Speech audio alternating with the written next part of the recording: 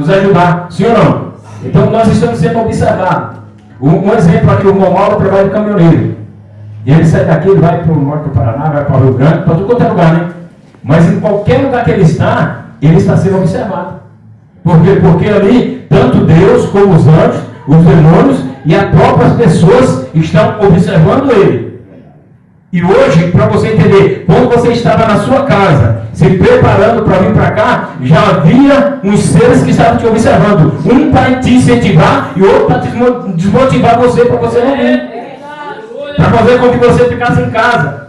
Você já viu aqueles desenhos que aparecem um do lado do outro? Um fala, não faz, outro faz, não faz, outro faz. Você já viu esse desenho, tem esse bichinho? Um incentivando para não fazer o que é errado e o outro incentivando para fazer. Né? Então, muitas das vezes, tem seres que fazem isso.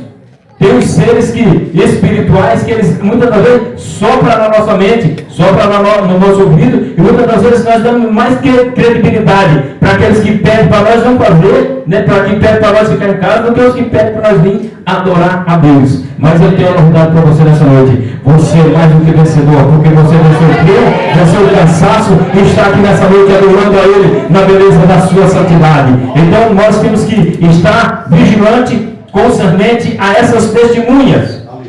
Quem são essas testemunhas? Primeiramente, a sua esposa, o seu esposo, seus filhos, suas filhas. Eles são testemunhas que estão nos observando. Quais são as outras testemunhas que nos observam tão de perto? Os nossos vizinhos. Sim ou não? Os nossos vizinhos, eles estão observando o nosso comportamento, a nossa maneira de nos comportar, de agir, os negócios que nós faz, a nossa palavra, tudo isso é observado pelas testemunhas. Elas estão observando porque tanto elas podem nos absorver, como elas podem nos condenar.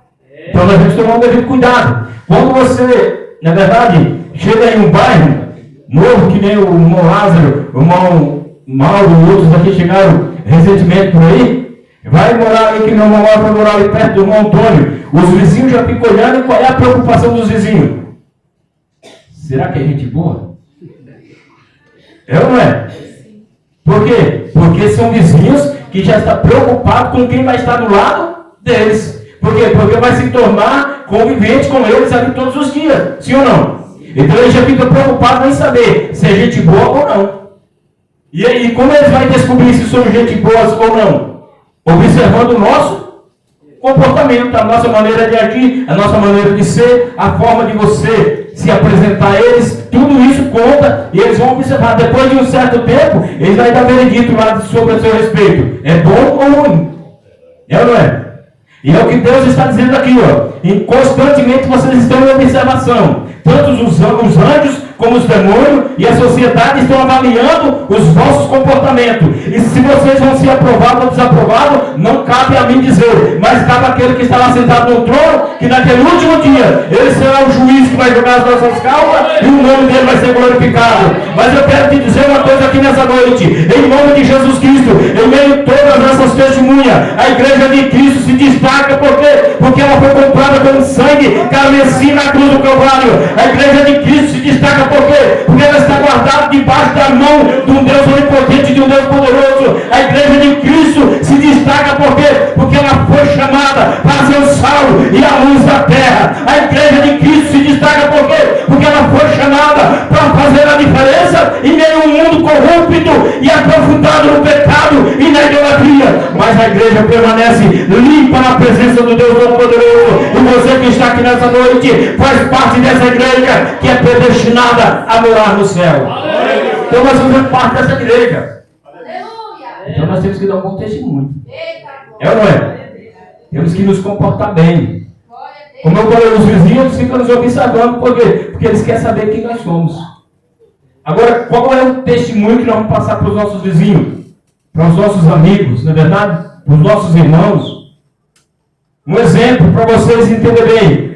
Eu estou aqui falando sobre comportamento e bom testemunho. Daí vocês saíssem na rua, exemplo. O Mauro veio aqui, conheceu a igreja. O Mauro vocês aí. Aonde ele chegasse, o pastor Gil, você está loteiro. Pastor Gil está bom testemunho. Você vinha aqui de novo, Mauro? Não vinha. Por quê? Porque o que vai valer é a nossa conduta, é o nosso testemunho. O testemunho do cristão vale mais do que qualquer pregação. É por isso que eles estão dizendo aqui, nós estamos em observação. Tanto o pessoal lá do mundo, como a própria igreja está nos observando. E o maior problema do mundo é a própria igreja.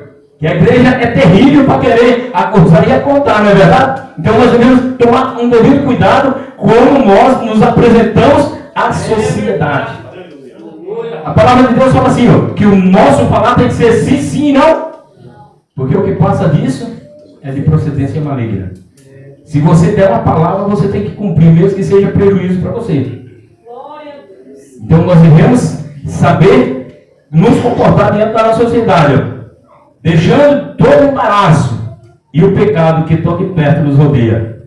Deixando todo o embaraço e o pecado. Pecado, irmão, é tudo aquilo que nos faz errar o alvo. É ou não é? O pecado é tudo aquilo que nos tira o foco de Cristo. O pecado não é só o adultério. Tem pessoas que falam, não, pecado não, adultério é pecado, mas não é só o adultério. Você mentir, você defraudar alguém, você enganar alguém, você falar uma coisa com uma pessoa e não cumprir o que você falou, tudo isso é pecado. Porque você está faltando com a sua palavra. Irmão, para os irmãos entenderem, os irmãos que tem mais ou menos a minha idade, aí vai entender o que eu vou dizer aqui. Não estou dizendo que vocês é velho, nós somos um pouco mais experientes, né? Na época, o meu pai era agindo dessa forma, irmão. Ele falava, ó, vai lá na venda do fulano, não lembra? Vai lá na venda da dona Leni. Ele não dava dinheiro, ele não dava nada. Vai lá e fala pro dono da venda, mandar isso. E fala que tal dia eu vou lá pagar. Nós chegava lá e falava, ó, meu pai mandou nós vir aqui e levar isso. Ele nem perguntava nada. Ele já ia lá, pegava tudo, colocava na sacola, pode levar. Ó, meu pai falou que tal dia ele vem pagar, tudo bem, pode levar. Por quê? Porque a palavra do homem tinha credibilidade naquela época. Então hoje é o que Deus está falando aqui, ó. Nós seremos julgados pelas nossas atitudes e pelas nossas palavras. Hoje muitos homens metem causa, mas não honram a palavra. É ou não é? E é o que eu estou falando aqui. Na época do meu pai, ele falava, olha, eu vou cuspir aqui, ó. Eu vou cuspir aqui, chega antes do cuspe chegar. Se nós não chegássemos, meu irmão, o negócio pegava. Era a palavra antigamente. Hoje não, irmão. Hoje o cara fala uma coisa aqui, amanhã fala outra lá, depois fala outra lá.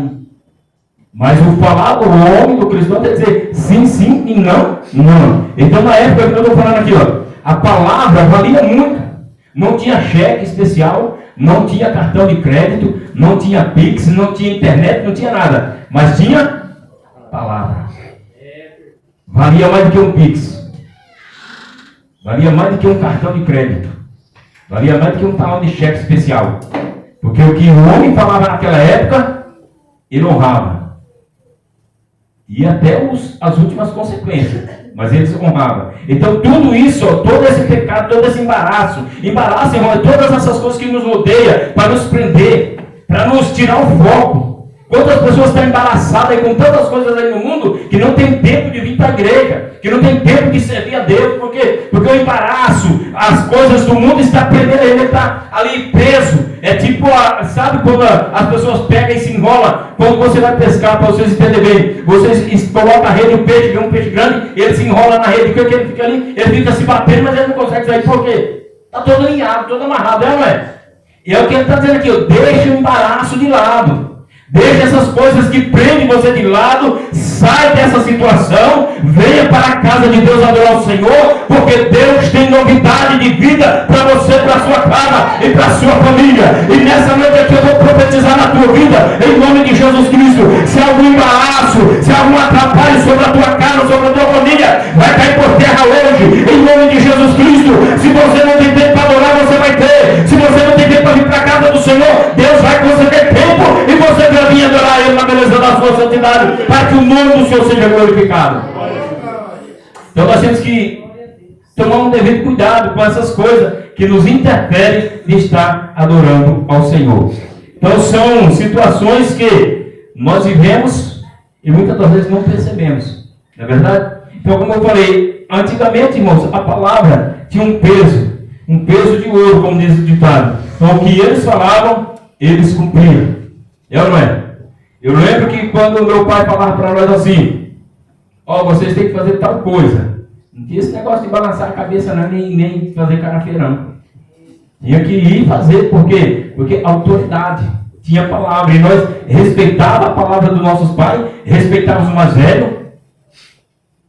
Por quê? Porque na nossa época nós era ensinado assim, respeitar os mais velhos. Hoje as crianças falam o que querem de casa, irmão. Eu não estou pegando para ninguém, estou falando a verdade. É ou não é? Antigamente o pai falava assim, irmão Mauro, vai fazer tal coisa, o filho nem pensava duas vezes já. É ou não é? Hoje, nós falamos para os nossos filhos, ó, vai lá fazer tal coisa que eu vou te dar um doce. Me dá o doce primeiro. Por quê? Porque se não der o doce, ele não vai.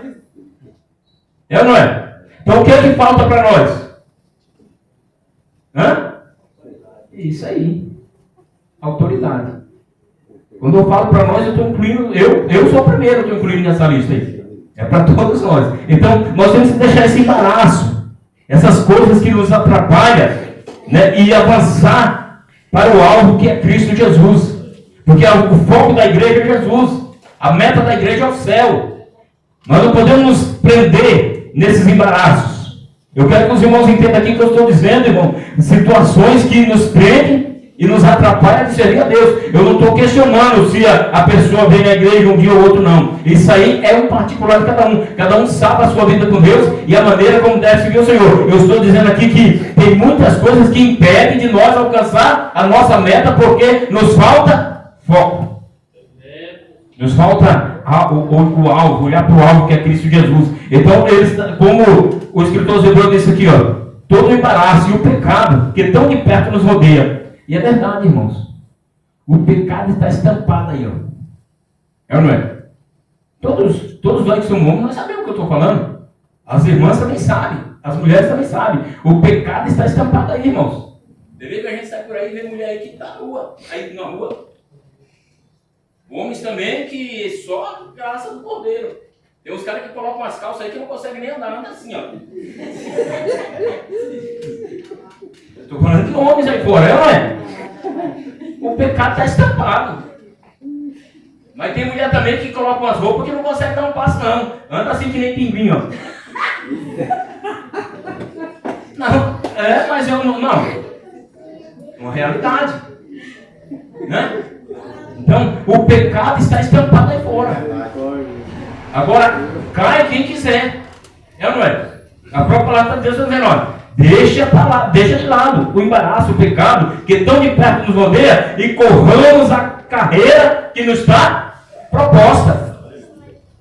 A igreja, ela não deve se focar no que o mundo apresenta para a igreja. A igreja não deve buscar uma visão mundana, mas a igreja deve buscar uma visão de Cristo, uma visão espiritual. A igreja não pode copiar o mundo tem que copiar a igreja não tem que trazer o mundo para dentro da igreja, não, meu irmão. A igreja tem que mostrar para o mundo que aqui é um lugar de santidade, um lugar de adoração, um lugar de libertação, um lugar de cura, um lugar de bênção. A igreja é um lugar de transformação, onde a pessoa chega aqui suja e sai liberta pelo poder da palavra de Deus.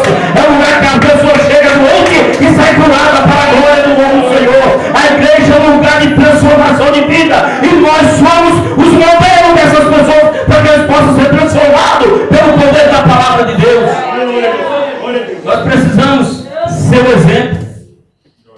Eu falo assim, ó, o Luciano é um exemplo, ele chegou aqui, hoje na vida ele é transformado. A palavra transforma. Eu não estou dizendo, irmão, questão de A e B, eu estou falando de transformar. Agora, a vida com Deus é o particular de cada um. Não é verdade? Mas a igreja, ela não tem que copiar o mundo. A igreja tem que copiar a Cristo, o alvo que é Cristo. A igreja tem que correr a carreira que lhe está proposta. E qual é essa carreira que lhe é proposta? Essa carreira, irmão, é um desafio da nossa fé diariamente, constantemente. Até o final dessa corrida, nós estamos em um desafio neste mundo.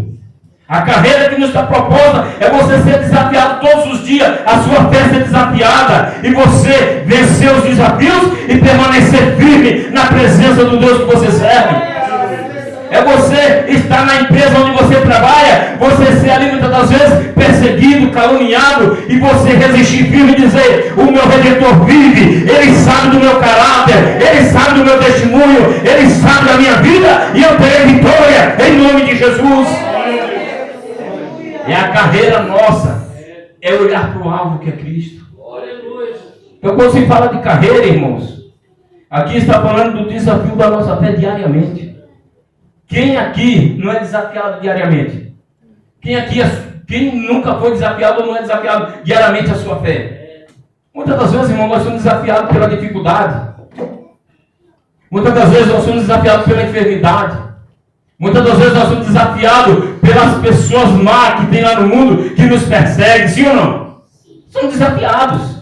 A nossa fé está sendo desafiada, mas nós permanecemos olhando para o alvo, que é Cristo Jesus, e nós vamos vencendo em nome de Jesus Cristo, e vamos dando glória a Deus, e o nome do Senhor é glorificado, porque nós temos um Deus poderoso para nos garantir vitória, em nome de Jesus Cristo. Você que está ouvindo essa palavra, que está entendendo, glorifica a Deus aí, porque você faz parte de um povo escolhido, que é predestinado a morar no céu, em nome de Jesus Cristo. Então nós temos que olhar para o alvo que é Cristo e não deixar com que as afrontas indo fora tirem o nosso foco, tirem a nossa meta, que é os céus. A nossa meta é os céus. Não temos outro caminho. Ele diz: olha, o pecado que tão de perto nos rodeia, e corramos com paciência a carreira que nos está proposta. Porque o escritor hebreu colocou com paciência? Porque sem paciência nós não conseguimos vencer, irmão. Todos nós somos impacientes. Sim ou não? Estamos impacientes. Por quê? Porque paciência não é fácil. Paciência tem um certo limite. Né? Chega a um certo ponto, a gente já começa. É ou não é? Daí o salmista Davi, no Salmo 40, diz assim: ó, esperei com paciência no Senhor. Aleluia. Ele se inclinou para mim e ouviu o meu clamor. Esperar já é difícil. Com paciência é mais ainda. Mas nós temos que correr essa carreira com paciência. A carreira que nos está proposta. Qual é essa carreira que nos está proposta hoje? É os céus. Então nós estamos em um mundo desafiador. Nós estamos vivendo um momento de desafios. A nossa fé está sendo desafiada. A nossa família está sendo desafiada. A nossa vida está sendo desafiada. Mas nós temos certeza de uma coisa: que aquele que nos defende é maior do que o que nos acusa. Aquele que nos defende é maior do que aquele que nos ataca. Aquele que nos defende é maior do que aquele que se levanta contra mim e contra você todos os dias. E eu tenho certeza de uma coisa: que nessa noite você só está aqui porque você venceu, em nome de Jesus Cristo, mais uma batalha, mais uma guerra espiritual, e chegou aqui nessa noite para dizer: eu sei que Deus está comigo e vai garantir a minha vitória. Então, se nós chegamos aqui hoje, é porque nós somos mais do que vencedores em Cristo Jesus. Eu quero que os irmãos entendam, irmãos, que para nós vencer essa carreira não é fácil, mas com Cristo nós chegaremos lá. Com Cristo nós alcançaremos vitória. Se vocês virem lá em 1 Coríntios 9, ali em seguida os versículos vai falar assim, ó, o próprio Paulo dizendo assim, ó: muitos correm no estádio, muitos correm maratonas, sim ou não? Em busca de uma coroa corruptível. É ou não é? Mas nós estamos correndo em busca de uma coroa incorruptível. Aqueles correm, cansam e param. Mas nós temos que continuar correndo, lutando e batalhando, porque a nossa vitória só vai ser no fim. Não é no início nem no meio, é no fim. Então essa maratona que você está correndo, muitas das vezes você vai ter que correr com a perna só. Vai ter que continuar correndo, não é? Muitas das vezes você não vai ter força para correr, mas vai continuar se arrastando, mas você vai continuar indo, porque você sabe que você só vai ser vencedor quando chegar no final. Então essa corrida, essa carreira que nos é proposta, é um desafio da nossa fé diariamente. Então nós não podemos deixar desfalecer a nossa fé diante das adversidades. Irmão, quem é que não tem adversidade aqui? Quem é que não passa por problemas aqui? Se tiver um aqui no nosso meio que não tem problema, você é privilegiado. Já, você é o cara. Você é a mulher, né? Porque todos nós enfrentamos dificuldades. No nosso dia a dia, no nosso trabalho, na nossa casa. Em qualquer lugar você encontra desafios. Mas foi para isso que Deus nos chamou.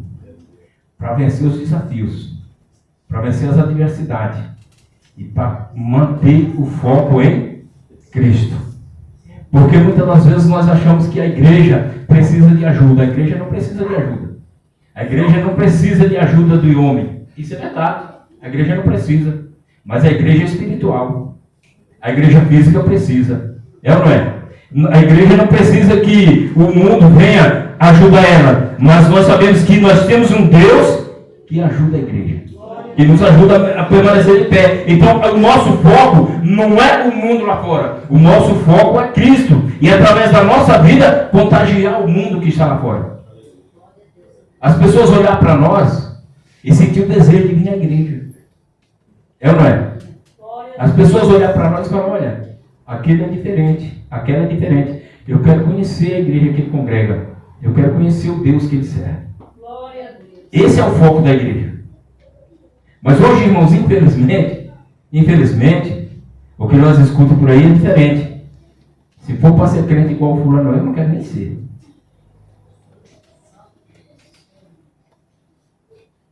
É ou não é? Se for para ser igual aquela irmã lá, eu não quero nem ser, porque aquela quando morrer vai ser 2 caixão, um para o corpo, outro para a língua. É o que a gente escuta por aí. Não é verdade? Eu não estou falando mal de ninguém, eu estou dando exemplo para vocês entenderem que a vida com Cristo, irmão, ela tem que ser moldada pela palavra de Deus. Não é a palavra se encaixar na minha vontade, é eu me encaixar na vontade de Deus, na palavra de Deus. Não é eu aplicar a palavra do jeito que eu quero, eu aplicar a minha vida na palavra de Deus e ela ser moldada pela palavra para através da minha vida, do meu falar, do meu andar, do meu agir, as pessoas sentirem desejo de conhecer o Deus que nós servimos.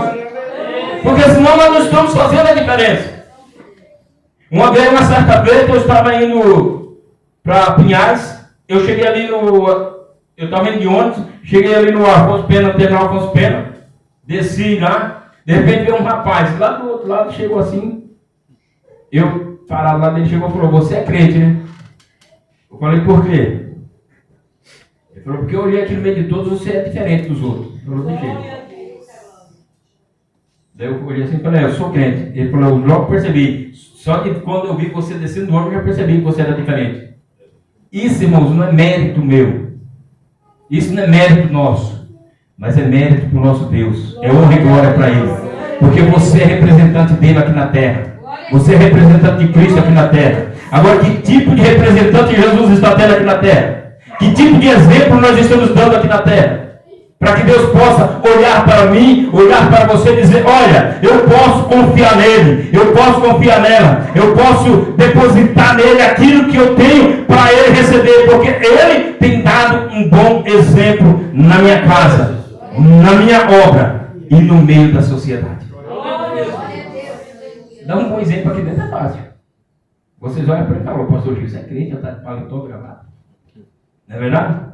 Agora eu quero ver as pessoas olhar para nós lá fora e falar, esse é crente. Essa é crente.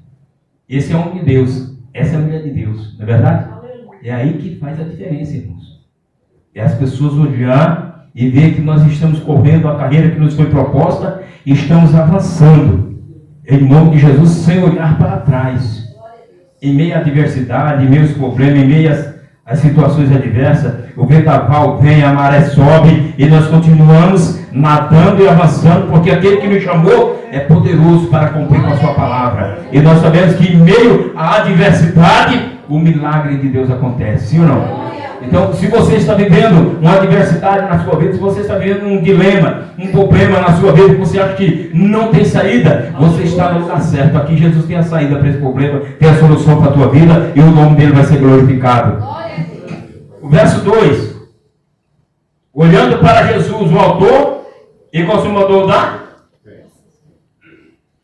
Olhando para quem? O autor, consumador da nossa?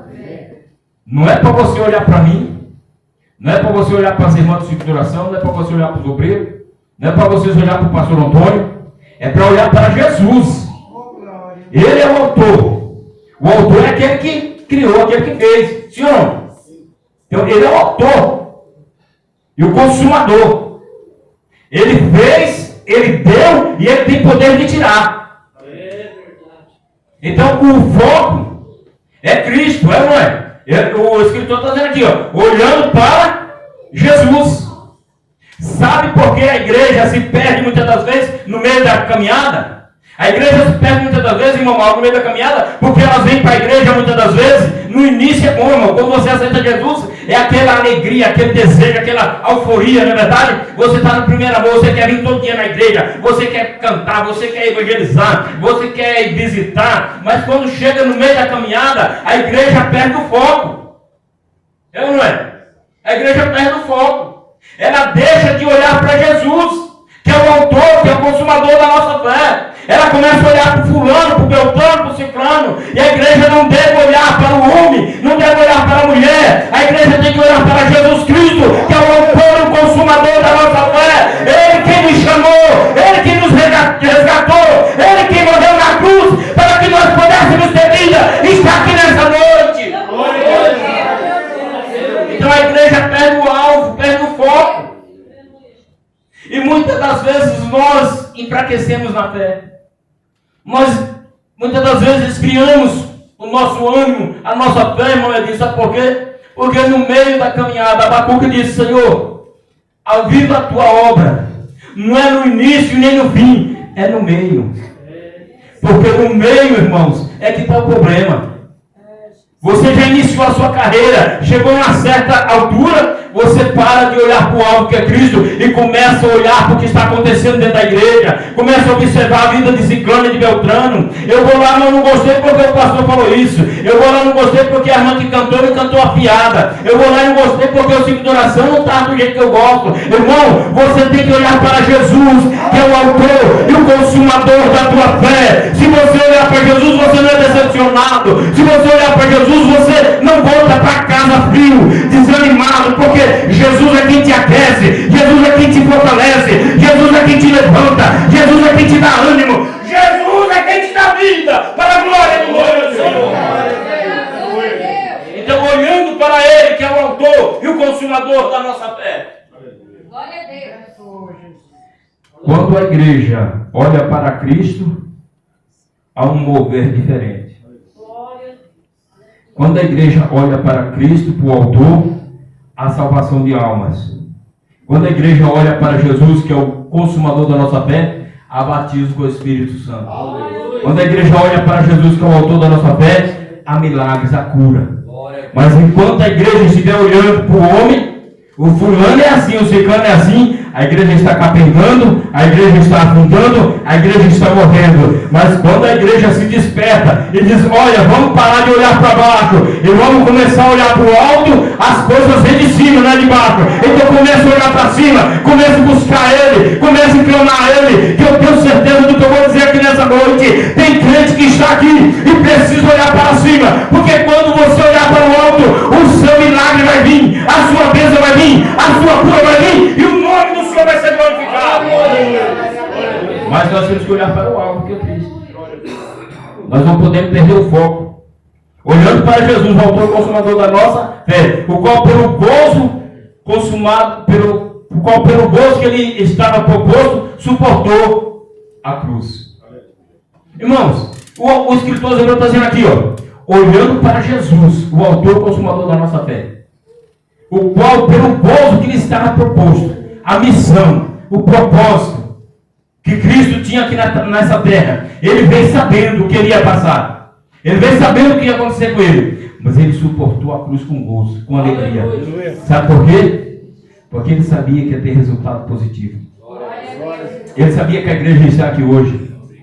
E você vê que você mesmo nesse frio, você ia sair do seu lar, da sua casa, ia chegar aqui dentro, ia levantar a mão e dizer, glória a Deus, aleluia.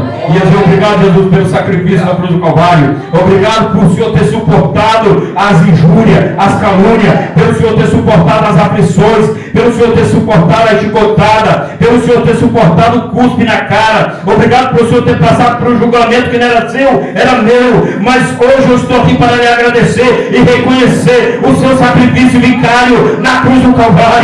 Se a igreja reconhece o sacrifício de Cristo, tem vitória para a igreja, porque Jesus Cristo não morreu em vão na cruz do Calvário, mas morreu para que nós pudéssemos ter vida e vida com alegria na presença do Senhor. Então ele suportou a cruz com alegria, porque ele sabia que a igreja iria também suportar as adversidades com prazer. E nós não devemos recuar no momento da adversidade. Nós temos que manter firme o nosso foco, o nosso alvo. Tem momento, irmãos, que a gente, se não vigiar, desiste mesmo. Isso é qualquer um que está aqui, não tem super-homem não. Não tem pastor, não tem presbítero, não tem missionária. Qualquer um que está aqui, se não vigiar, as aflições deste mundo nos consomem. A angústia, não é verdade? Nos consome. Então nós temos que manter o foco, olhando para o alvo que é Cristo. Porque quando vier a aflição, ele é maior do que a tua aflição. Quando vier a fúria do inimigo, ele é maior do que a fúria de Satanás para nos defender. Quando vier aquele pensamento, eu estou ansioso, estou ansiosa, eu estou com depressão, ele é maior do que a sua ansiedade, ele é maior do que a sua depressão. E é olhando para ele que você vai ter vitória, em nome de Jesus.